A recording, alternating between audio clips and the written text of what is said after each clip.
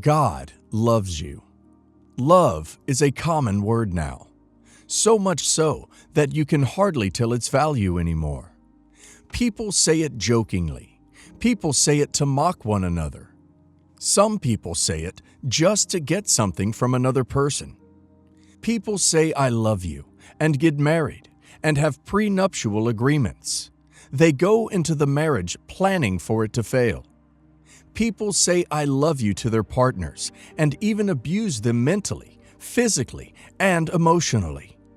People say I love you to their partners and even cheat and have another family on the side for years. You can't trust the love of a human. You can't. You honestly can't. Look at it this way. How many people have told you they love you, but their actions have said otherwise? But there is one who loves you. There is one who will say he loves you and will show it at all costs. There is one who has shown over and over again that he loves you, and God is the one who loves you and will never stop loving you. We know that people do love other people because of what they are benefiting from them. But what happens if they are no longer benefiting from this person? If two people are in a relationship and they break up with each other, most of the time, the love reduces drastically. What I am saying is that when you behave badly towards someone who loves you, it affects the love they have for you.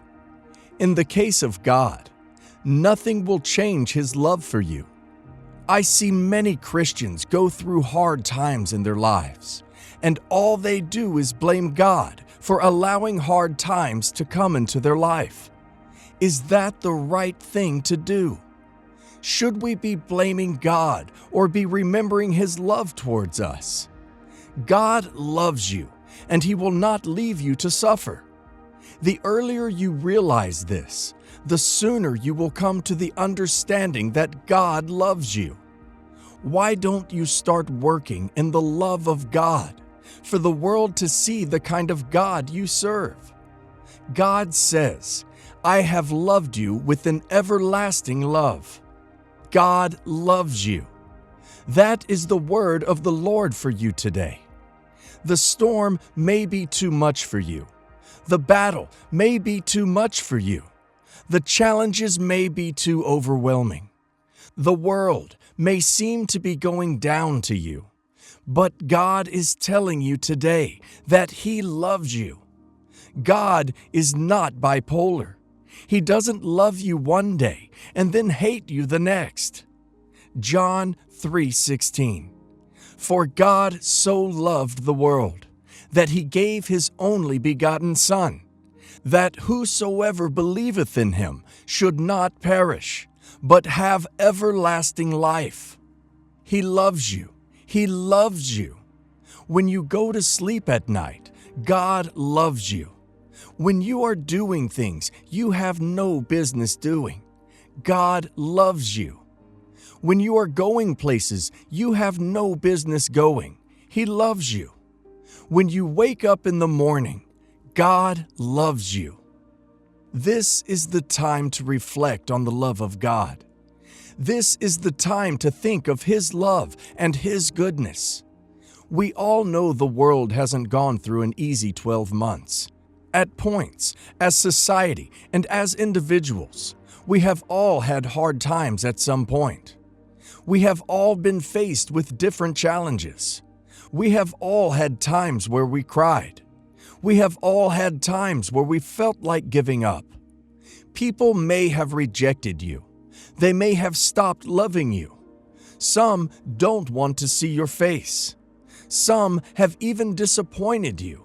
But God's love is everlasting. He said He has loved you with an everlasting love. It has no end. It does not matter where you are coming from. The love of God has no end. You know, God said in Isaiah 43:2, King James Version, that, when thou passest through the waters, I will be with thee, and through the rivers, they shall not overflow thee. When thou walkest through the fire, thou shalt not be burned, neither shall the flame kindle upon thee. He was saying that out of love. He was assuring you that we have nothing to worry about because His love will always find us. The love of God is what we should never take for granted. We should never say, because we are loved by God, therefore we can go ahead and dip ourselves into sin. That would be disastrous.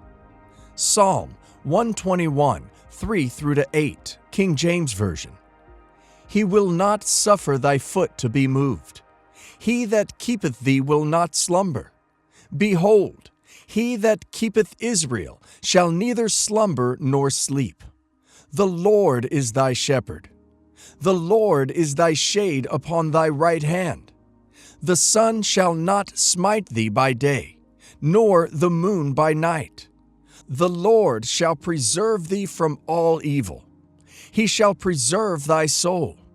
The Lord shall preserve thy going out and thy coming in from this time forth, and even forevermore.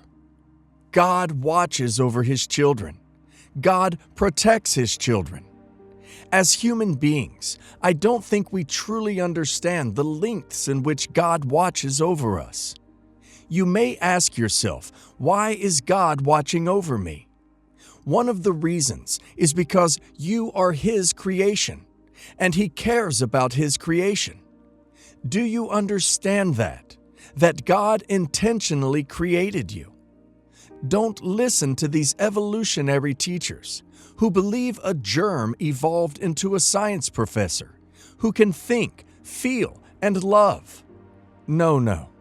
God created you and breathed into you the breath of life. And when you were born again, you became His child. That is what the new birth is about. The new birth is to be born of God, to become His child, to leave darkness and to be born into the light. We are not all the children of God. We are all the creation of God, but not His children. John 1:12. But as many as received Him, to them gave He power to become the sons of God, even to them that believe on His name. Only those who are born again are the children of God. We can't talk about the love of God without talking about you. God loves you, but do you love God? You cannot fool God. You cannot deceive Him. There are so many people who call themselves a Christian and attend church, but yet they don't love God. What I mean by you don't love God is you don't obey His commands. If you love God, you will obey His commands. You cannot deceive God by saying you love Him and not acting like you love Him. John 14:15. If ye love me, keep my commandments. This is the time for you to change and follow the right path of love. If you do not love, the love of the Father is not in you. You cannot say you love God and not love people. 1 John 4:20-21, King James Version. If a man says, I love God, and hateth his brother, he is a liar. For he that loveth not his brother, whom he hath seen, how can he love God, whom he hath not seen? And this commandment has we from Him, that he who loveth God love his brother also. In the course of loving people, we must be careful that the devil does not lure us to love the world. We must not love the world and anything in it, because if we want the love of God to remain in us, that is what we must do. We must not love the world. 1 John 2:15, King James Version. Love not the world, neither the things that are in the world. If any man loves the world, the love of the Father is not in him. The love of God is everlasting for us. The love is unlimited. This love has no end. We don't deserve this, but He loves us still. The love of God is the reason you are alive. The love of God is the reason you are here. The love of God will keep you from sickness and disease. The love of God will keep you from failure. It will keep you from depression. It will give you joy. The love of God for you is pure and real. Seek it every day.